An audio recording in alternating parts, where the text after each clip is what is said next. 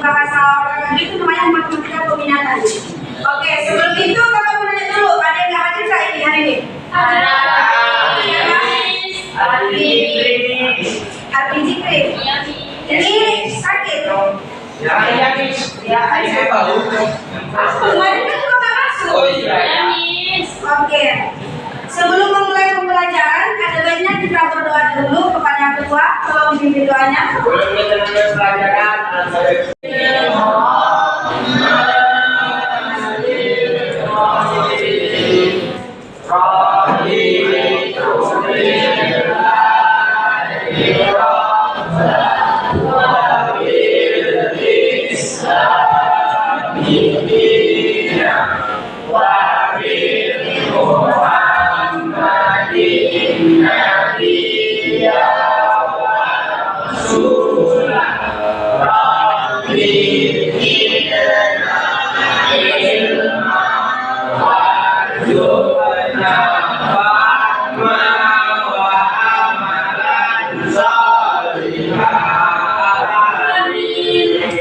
Semoga dengan kita berdoa pada pagi hari ini, pembelajaran kita lancar ya hari-hari.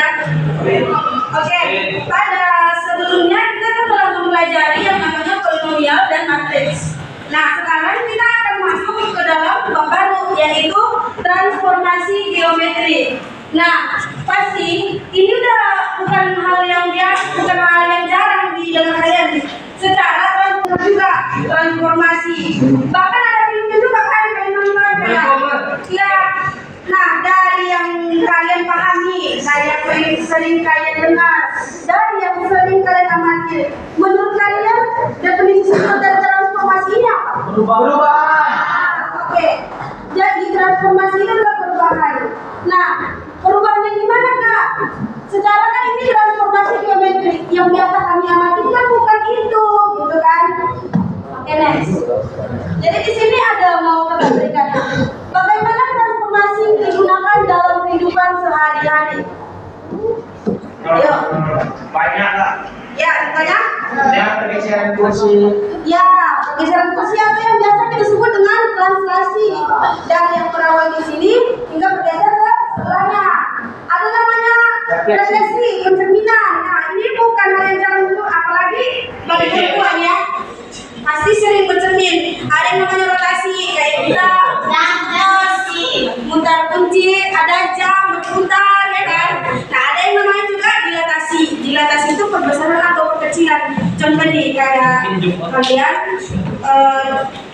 foto lah dulu di handphone, di zoom kan, otomatis diperbesar dan diperkecil. Nah, itu juga termasuk dilatasi. Udah bisa tergambar gimana dalam kehidupan sehari-harinya?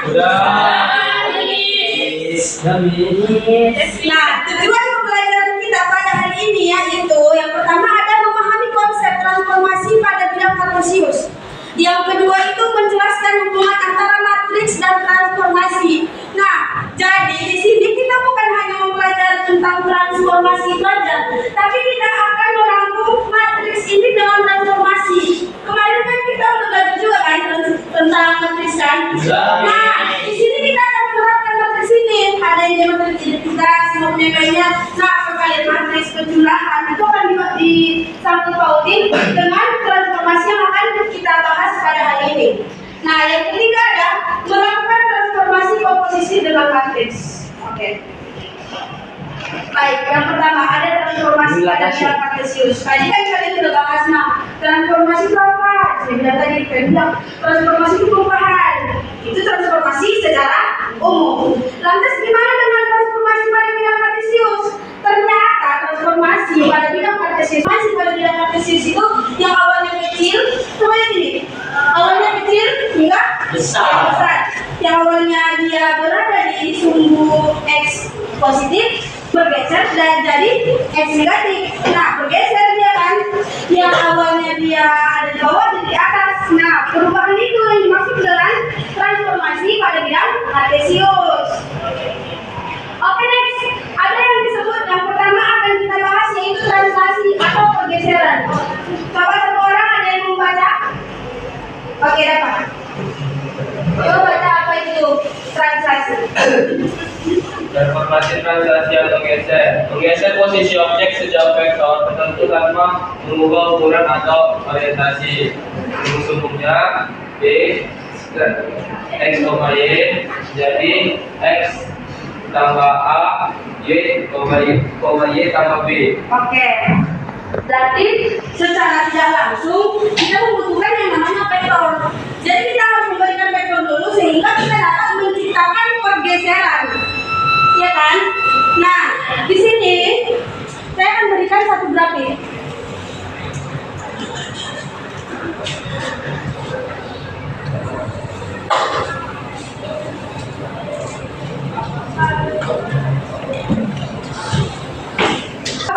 Translasi itu gimana?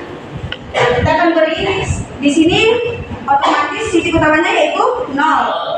Atau pada bidang kartesius itu biasanya dipermisalkan sebagai O. O itu apa? 0, nah 1, 2, 3, 4, 5, 6, 7, 8, 9, 10.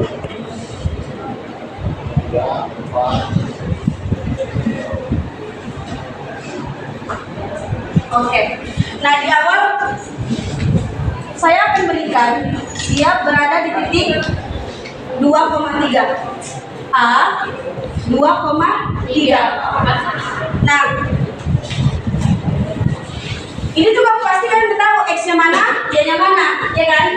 2 ini X-nya, Y-nya 3. Yang dimaksud kan tadi kan kita bahas, kita harus sepakat bahwasanya translasi ini adalah pergeseran.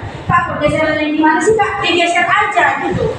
Nah, tadi kan dibilang sejauh vektor menentukannya, otomatis kita butuh vektor. Kita butuh vektor untuk menggeser dari titik A ini.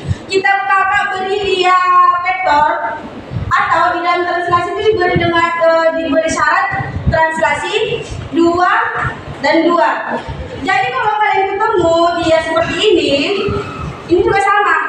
Ini disebut dengan vektor, itu juga vektor. Cuma karena dia vektor dalam translasi, sehingga diberi simbol D. Nah, diberi ditranslasikan sebesar 2,2. Ini dia X dan ini Y. Kedua, geser dia sebesar 2 langkah. Nah, jadi aturan dalam translasi, apabila Y-nya itu positif, maka dia geser ke atas. Apabila Y-nya negatif, maka geserkan ke bawah. Nah, sumbu-sumbunya ini kan kalian udah paham letaknya di mana aja kan? Nah, tadi kan udah bilang nih, diberikan translasi sebesar 2 dan 2. Geser dia 2 langkah. Kalau ini dia 1, 2. Lalu 3 ini geser juga sebesar 2. Karena dia 2 juga kan Y-nya. 1, 2. Berarti dia titiknya di 4, nah, bayangnya ini kita sebut dengan A aksen.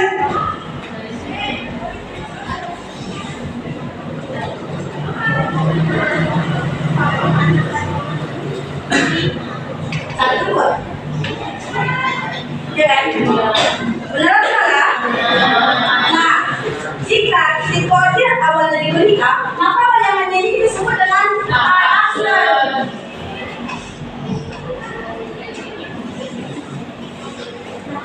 Sehingga A aksennya itu kita dapat 4,5.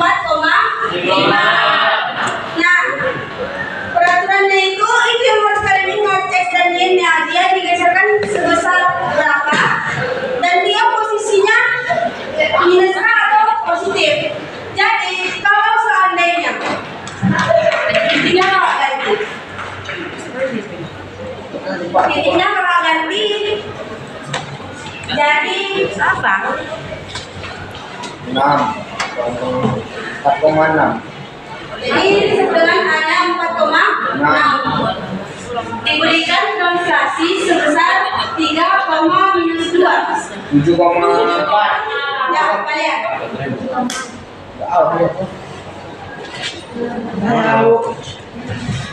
Kali ya. Translasikan sebesar 3,2. Di mana 3 dari dia sebagai X, 2 minus 1 ini sebagai Y.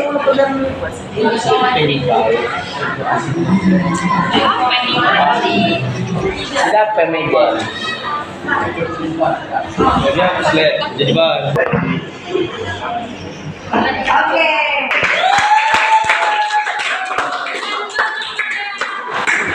Nah, jadi dari sini kita bisa lihat kalau seandainya dia diberikan nilai vektornya atau translasinya itu dia negatif, bukan berarti kita tambah bidang kartesius baru ke bawah ya. Karena kan sebagian berpikir, nah ini kan dia negatif, masa dia tetap di sini kan di sini kalau namanya dia disebutkan negatif dan sebagainya, ya udah kita gerak ke bawah. Nah, kecuali dia itu udah sampai di nol dan dia masih ada melonjak lagi gitu kan, baru ditambahin sampai di sini Pak. Gimana dia jika kakak beri dia itu di 7 dan di 4, sehingga ayat kita dapat yaitu A 7,4 ditranslasikan sebesar -3 dan 3. Ini kan Kayak yo.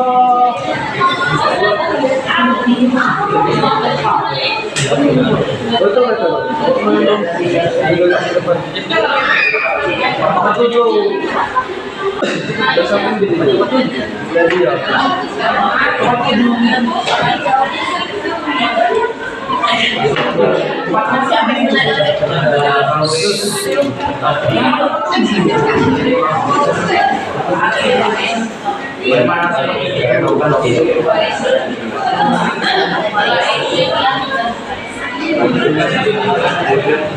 Oke,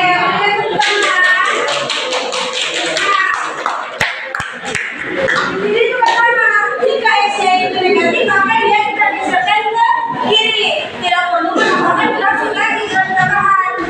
Oke, dari sini kita dapat kesimpulannya yaitu apabila A, X, Y ditranslasikan A, B, maka dia hasilnya A aksen, X aksen, Y aksen. Oke, paham sampai di sini? Dapat dimengerti? Oke. Next kita akan belajar tentang transformasi, rotasi atau perputaran. Dan kasus terturun disebut dengan alfa. Oke? Lantas gimana cara menyelesaikannya?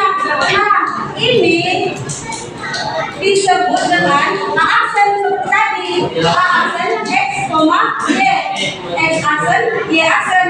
Lihat di sini X aksen dan Y aksen. Pak, jadi gimana cara mengetahui alfanya berapa, Pak? Jadi gimana cara mengetahui perputarannya, Pak?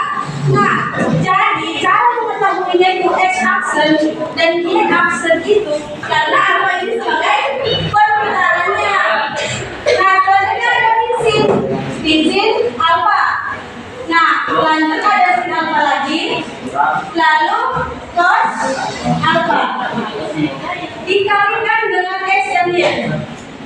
Kak, yang membedakan ini sama ini itu apa sih? Pasti itu kan. Nah, ini itu titik koordinat awalnya, titik koordinat yang kita ketahui. Kita langsung masuk dalam contoh ya, biar mudah tergambar. Contohnya itu kayak gini. Tentukan koordinat bayangan hasil rotasi titik A 3,4. Hanya itu 3,4.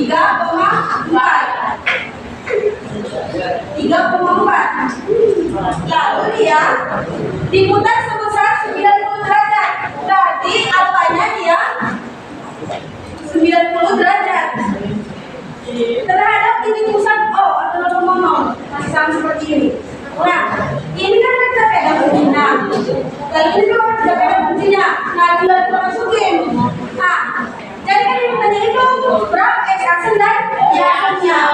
Jadi X aksen dan Y aksennya itu sama dengan cos alfanya berapa? 90 derajat. Lalu min sin 90 derajat, sin 90 derajat, cos 90 derajat.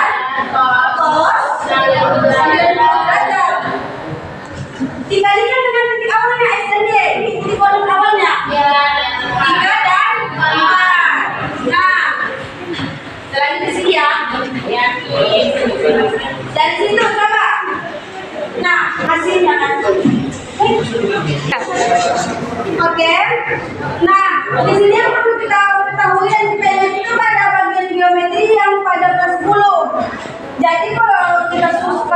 susah menghafalnya, cukup kalian tulis di kertas lembaran aja untuk kalian tempel di buku kalian ya.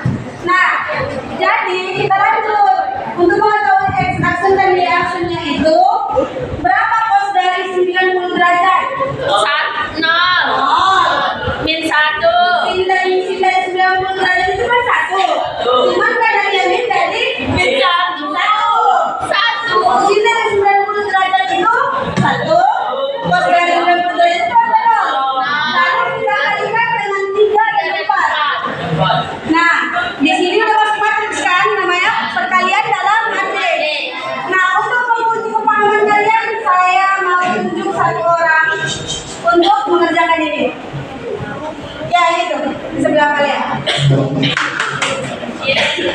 Ini masuk ke dalam pembelajaran kita yang kemarin, yaitu perkalian dalam matriks.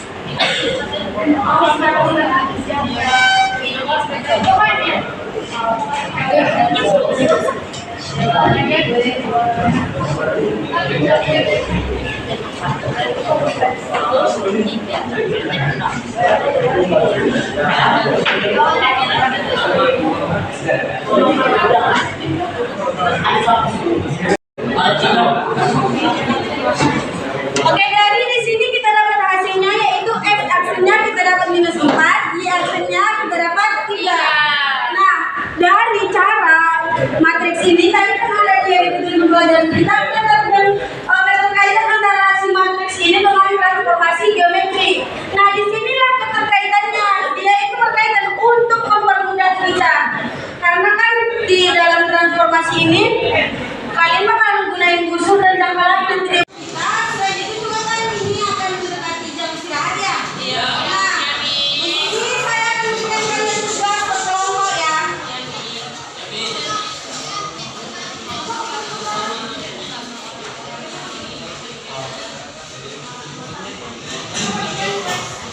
Juga. Ini tugas kalian berkelompok dan ini adalah tugas di rumah. Setiap orang wajib memahami karena ini nanti akan saya tunjuk secara acak dan itu masuk ke dalam nilai pribadi bukan nilai kelompok. Jadi untuk kelompok ini ketika kalian tidak paham